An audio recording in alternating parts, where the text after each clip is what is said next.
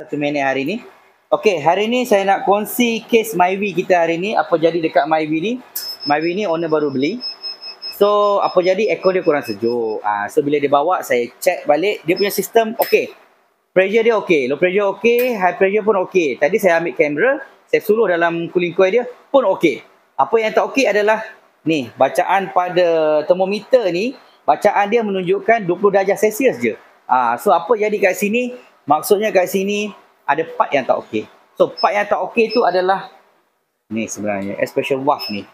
So, macam mana saya test expression valve ni? Okey, biasanya untuk kes-kes macam ni, saya akan sedut balik gas yang lama, saya akan masukkan gas yang baru. Kemudian kita akan tengok balik. Biasanya bila saya buat macam ni, dia punya suhu akan drop. Okey, suhu tu drop, dia kena drop bawah pada 10.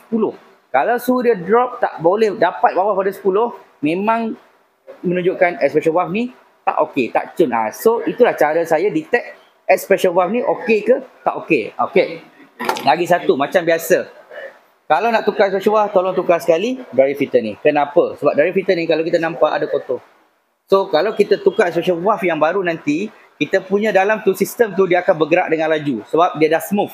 Kita punya valve dah cantik.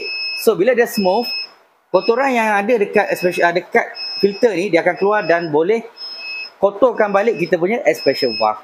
Jadi nampak tak? Kita tak mau buat kerja 2 kali.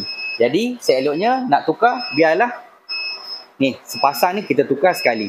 So kalau siapa ada masalah aircon, boleh bawa datang ke Fizik Motorsport Sunweek Pro. Saya dapat tip hari ni set.